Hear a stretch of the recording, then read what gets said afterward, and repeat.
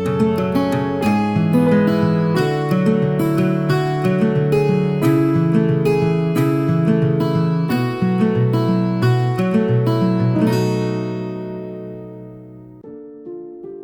everyone, it's Anja here and I'm back with another video for Ophelia Talks.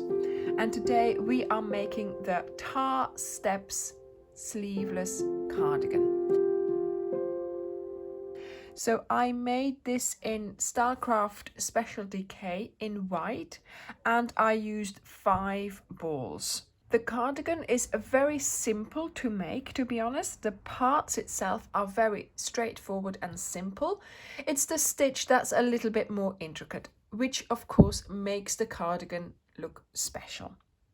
So what you will also need, apart from your main color, is a leftover accent color. This is so you can do a mock-up and it's easy to take apart again, so you see which one you have to pull to undo. And of course you're going to need your hook. I am using a 3.5 as usual for this yarn. It is prescribed as a 4, so use the hook that you usually use, darning needle, and of course scissors as well. A few stitch markers will also come in handy.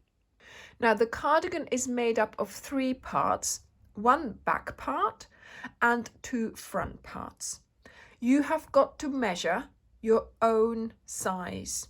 So measure a cardigan that you already wear, or measure your back from under your armpit all across your back to the other armpit. And then also measure the front parts, but they are wider than half of the back, so it overlaps at the front. Look, see, so it overlaps quite a bit. So you have got to measure this on your own body and on your own piece of garment that you already wear. Then you are going to do foundation double crochets, or do a loose chain and then your double crochets on top of that for a multiple of 6 plus 1. So you do the multiple until you meet your measurement, and then you have to add maybe a few stitches to make up for your multiple. Don't take it down, but add to it. Then we will get started on our pattern. So for my cardigan, I did 91 stitches for my back and 55 for my front. I did the border, which I will tell you in a moment how to do that, and then I did 17 repeats long. So the repeats are 4 rows that we are going to repeat throughout after doing the initial border here. Please make sure you not only measure the width of your panels, but also while you're creating, measure how long you are going to make yours. So hold it against your shoulders or where you want your border to be, and then work up until the sizing that you want, to where you want it to come down on your body, of course. So let's get started. I am going to do a slip knot, insert a hook, and I'm going to chain 2, 1 and 2. This is my base for my foundation double crochet. Now I'm going to yarn over for my double crochet, but I'm going to go into the first chain, pick it up, and I am going to pull up a loop, and I am going to do a chain on this loop first. So yarn over and pull through the first loop. Now I am ready to do my double crochet, so yarn over, pull through 2, yarn over, pull through 2. And remember that little chain you did first, so yarn over for your double crochet into that little chain. I'm going to pick up both the V's there, pull up a loop. So keep these at the back of your hook. This is the one that you're working with now. Make your little chain, and now you do your double crochet. So same thing again, back to that chain, loop it into the chain to make a chain, and then complete your double crochet yarn over into there.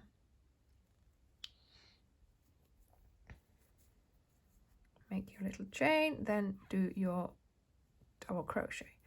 And the reason why I suggest starting like this is so you don't have a edge on your cardigan that doesn't stretch. So foundation double crochet means that you are making your foundation of your chain at the same time as you are doing your first row of double crochets. And doing your chain like this ensures that it is, look, springy. If you were to do this with a chain on its own, your chain might not give. If you wanted to do it like that anyway, make sure you do your chain nice and loose and then put your double crochets on top. So I am going to continue doing this until I have a multiple of 6, and then I'm going to add 1 to that. So you make sure that you do your foundation double crochet to the width that you have measured on, best to start with your back part on your back.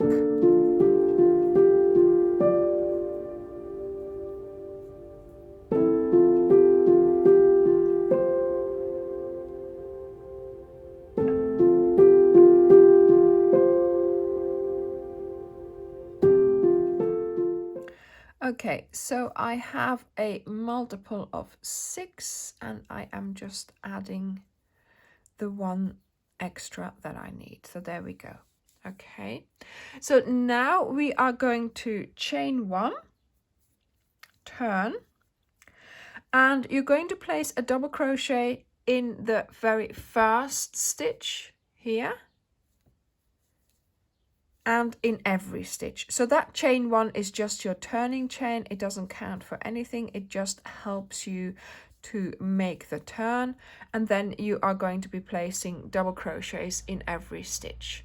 So make sure you do the amount of double crochets that you have counted. That is the width of your back part, and of course then later on also you have to do the same for your 2 front parts. You are going to do rows of double crochets until you have 10 rows. Now I wanted a really wide border on my cardigan at the base. Now you do have to watch out, because if you're not as tall as me, that wide border can be a little bit overpowering. So just see how you feel and just see how many rows you think you should do. So I am going to do a couple of rows here in my sample piece, but in my cardigan here I did 10 rows. So I will see you when you have got your 10 rows, and make sure you don't lose any stitches. So use those stitch markers maybe to indicate the last and the first stitch, and that way you are safe and you are not missing out on any stitches.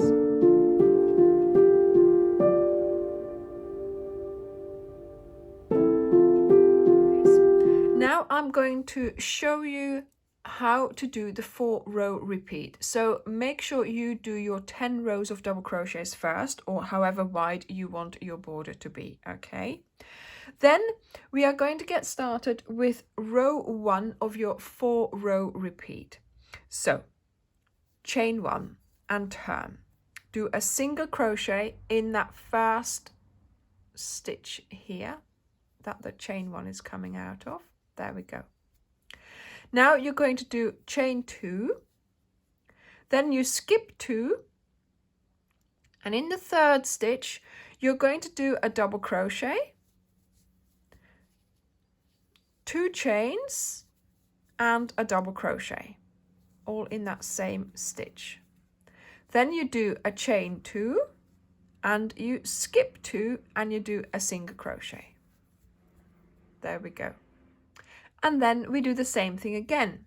Chain 2, 1, 2 skipped, work in the third for a double crochet, 2 chains and a double crochet, chain 2, skip 2, single crochet in the third. And you keep going like this all along your row. There we go. 1, 2, skip 2, double crochet, 2 chains and a double crochet, chain 2, and you skip 2, and at the end you should just have the location for a single crochet. There we go. Okay, so this is your row 1 of your repeat. Now you are going to do row 2, which in fact is the puff row. So we are going to chain 3, 1, 2 and 3. You're going to turn, and this time you're only going to be working in the chain 2 spaces that we made in between the double crochets, okay, because those are the locations where we are going to be putting our puff stitches. So yarn over, insert into the chain 2, pull up a loop, pull up quite high and hold on to the amount on your hook, yarn over, hold on into the chain space and pull up a loop, yarn over into the chain space and pull up a loop. So now you have 1, 2, 3, 4, 5, 6, 7 loops on your hook. Now you're going to yarn over and pull through all 7 loops on your hook. Then you're going to do 1, 2 chains. Same thing again, yarn over into that chain space, and again and again. Then you yarn over, pull through, and you do 2 chains. So we need to do a third puff, yarn over into that same chain space, and you sort of get used to the sort of movement that you're making, and you will also get used to holding on to the loops on your hook. Then once you have done your third one here, you are going to do 1 chain. Then you move over to the next one and you start doing your puff stitches there. 1, 2 chains. So you do the 2 chains in between the puff stitches, 1, 2, and you do just the 1 chain in between the locations. How should I put it? Just the 1. There we go. See?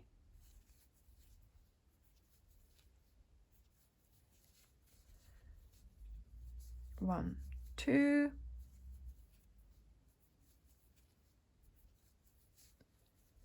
1, 2.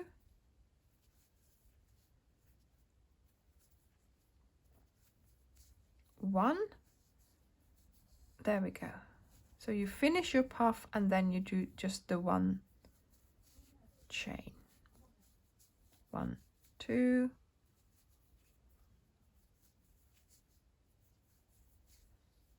There we go, and 1, 2, and another puff. And you pull through and you do 1 chain, and then you are going to do 1 double crochet in that single crochet at the end there. There we go. So this is row 2. Let me show you better because it's white on white, of course. So this is row 2 of your 4-row repeat. So now we are going to be doing row 3 of our 4-row repeat. So chain 4, 1, 2, 3 and 4. You turn, and this time we are going to place double crochets into the chain spaces, and we are going to be putting chains in between. So we're making boxes, and the locations for the double crochets are chain spaces. So whether it be that 2 chain space or the 1 chain space, that doesn't matter.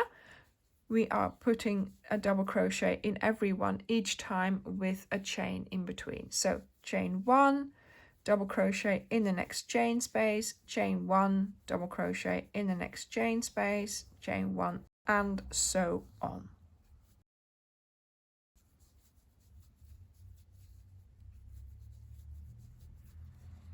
See? So this straightens it out again and gives us a line, of course, to work on later on in the next row.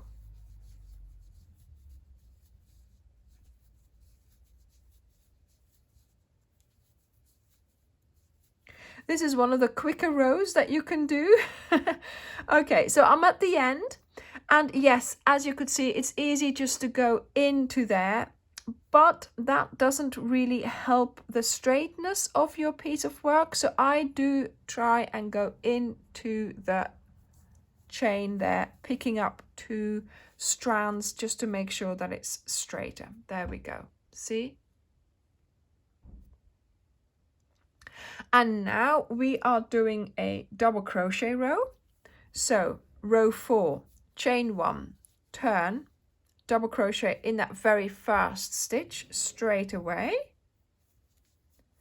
And then you are going to be doing a double crochet into the chain space, and then 2 double crochets into every box.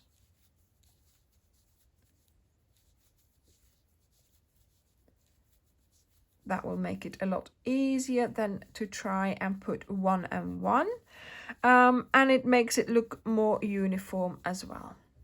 So you just put your double crochets into the boxes, and of course make sure you count at regular intervals that you still have the number of stitches that you require. You do not want to be losing any here. So I made 3 panels, 1 for the back and 2 for the front, and they were both rectangular. So the crochet will make it really easy to mold to your body and make it look nice. So there we go. So as you can see, I've now put 2 double crochets in each box, but also I had an uneven number. So I know I have to put a double crochet into this chain space here. So do not forget to do that, okay? And then of course, from here on, we are repeating the 4 rows again. So you do the row where you do the V's, the chains and the V's, then the puff row, then the boxes row, then the double crochet row. And that's how you are going to do your repeats for all your length of your pieces of your cardigan. So once I had my 3 parts finished, I quickly single crocheted them together in a contrasting color. And this allowed me to just see what it would look like, whether it fit my body. And I also pinned back the collar there a little bit, and I did the shoulders, as you can see. And this way it gave me a good idea of how I was going to wear it. Did it fit? How big should the armholes be? And I also wanted to leave a gap there in that border, but I did reconsider that decision because it just didn't look right. So I wanted to leave that open, but I then decided I would close it up. And of course I didn't sew in any ends here just yet, but this allows you to change things about, and to, even if you have to restart. So here I wore it with the belt because that's how I wanted to wear it, and I thought it looked nice, so I knew then that I could continue and finish this project.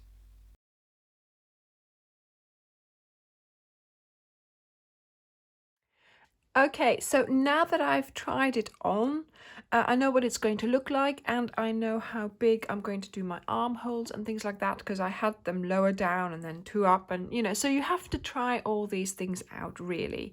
Also for the neck opening here, sort of this is how I liked it. It worked. I can wear it easily like that.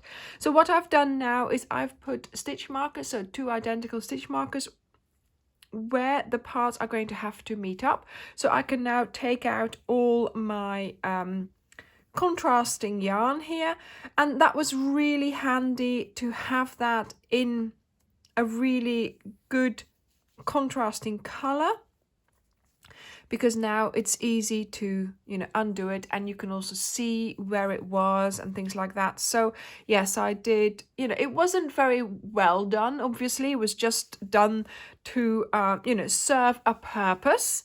So now I'm going to undo it and do it nicely, of course, in the white.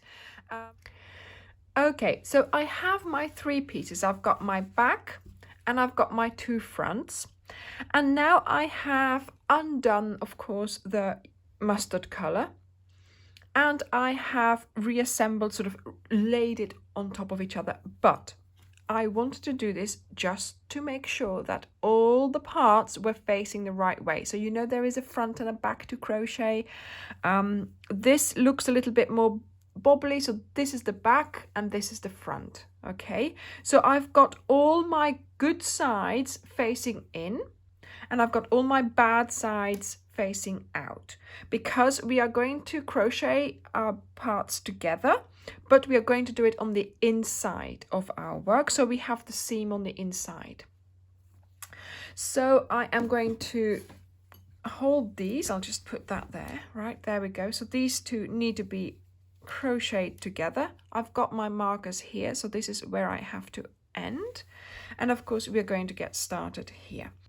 So I have my yarn here. I'm going to make a slip knot, insert my hook, and I'm going to get started. So I'm going to try and find the cornermost stitch, and to be honest, if you can get into anything, that's fine. There we go. I think that's okay. And then here as well, I found 2 strands to pick up earlier, so I think if I can do 2 strands now, that would be good, just for the start, just so it's reinforced a little bit better. And I'm going to do a slip stitch, and then I am very carefully going to pick up any strand that's on the side, really, that's lying adjacent to each other. Now try and make sure that you end evenly here, so that both your double crochets and those double crochets here line up. So let's see if we can find some nice strands to pick up sensibly. That's not a hole. There we go. Okay, so I'm just going to do this along the side. Take your time, don't rush. This is the finishing parts of your cardigan. If it is going to look professionally finished, you want it looking nice, so take your time to do this. And just in a moment I will show you, but just check regularly as well, and also have free flowing yarn, so your stitches are nice and loose. There we go. And so what does it look like on the outside? It's fine, you can't tell. It's really nice and flat. And then of course on the inside we'll have a little bit of a ridge, but that doesn't matter. So we'll just continue like this, picking up any strand that you see traveling along the side.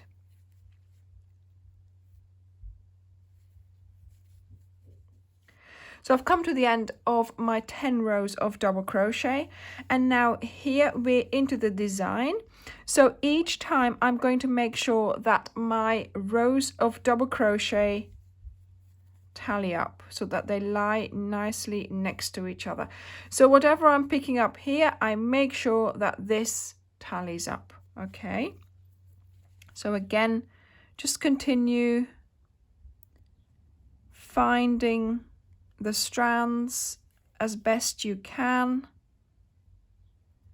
There we go. There's, yeah, that's two. Yeah, I try to pick up just the one because that makes for a thinner seam. There's one there, here, and we keep going. And then as you near the row of double crochets, you can gauge that it's going to be tallying up or not, so you can just quickly do a corrective action, but that's just about what you need to do. So you're going to work your way all the way up to your armhole. So I will see you when you have reached your stitch markers here and you are ready for the shoulder part. So I've just made it to where my stitch markers are, just doing the last stitch, and I'm just going to cut off the yarn. There we go.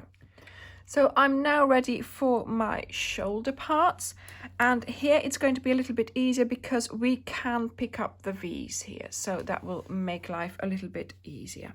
So I'm going to make my slip knot, insert my hook, and I am going to pick up the inner strands, and I am going to do slip stitches.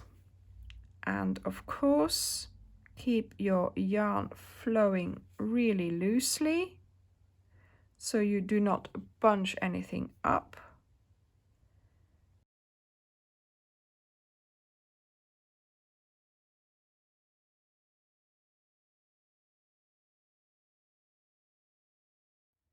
And keep checking to see if it looks all right and if it doesn't pull together.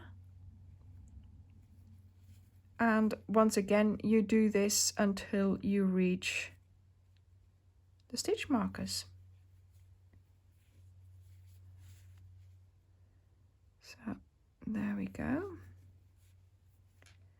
I'll do just a few more and I will show you what it looks like. There we are. Look.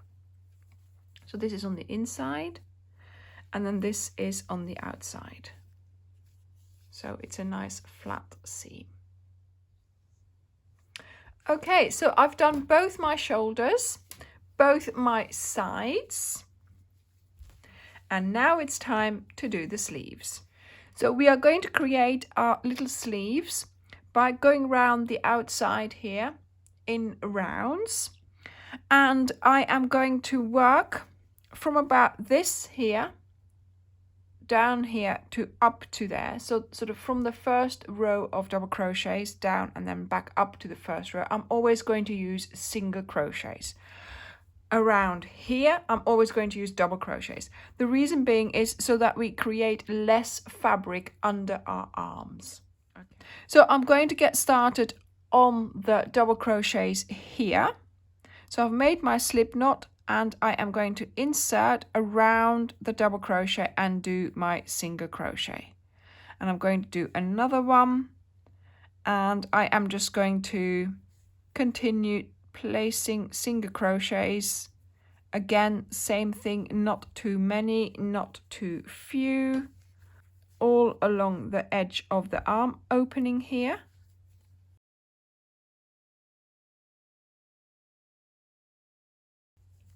There we go. And like I said, we're placing single crochets up until that first line of double crochets there. So let's see if we can get there. Right. So this is where I'm at now. Yeah, that's okay. And now I'm going to start doing double crochets for the rest of the round. There we go. And as you can see, sometimes I'm putting my stitches around, sometimes I'm putting them in just anywhere where the, you know, where the location to place them is sensible, really.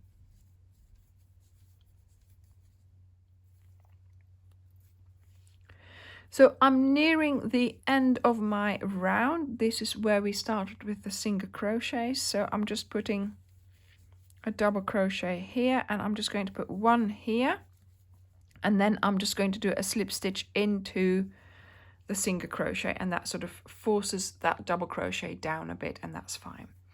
So now I am going to do the same thing, chain, and I'm going to place a single crochet where I had single crochets before, and double crochets where I had double crochets before.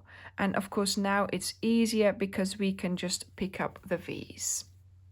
So basically I'm going to keep doing rounds until I think my little cap sleeve is long enough. And of course you also have to do this on the other side. So I have now attached my side seams, my shoulder seams, and I have made the little sleeves. Now all that needs to be done is the little collar at the front, but generally what I do with something like that, you know, the little detail at the end, I'll leave it like this until I'm sure. So I'll wear this item for a little while in the house and just see how it falls and see how it looks. And then when I'm 100% sure, just like with the ends, I've sewn in all the ends as well, you know, just now, because, you know, you never know, you want to take it apart again if it all ends up in tears, basically. Yes, I have sewn in with a little bit of thread this one here, and I'm happy with it. So I might just do this one as well. Do that with the needle, just tacking it into a couple of stitches. But again, I'm leaving it with the ends out like here, so I can undo it. I might leave that for a couple of days, wear it, and then just see. That's just how I do it, but that's the way I have been able to make this, so it is exactly what I want. I am really liking the way this cardigan looks. It is simply made 3 rectangles, but I think it looks gorgeous when you wear it. So I hope you will have a go at making this. Thank you so very much for watching this tutorial, and I will see you in the next video. Bye!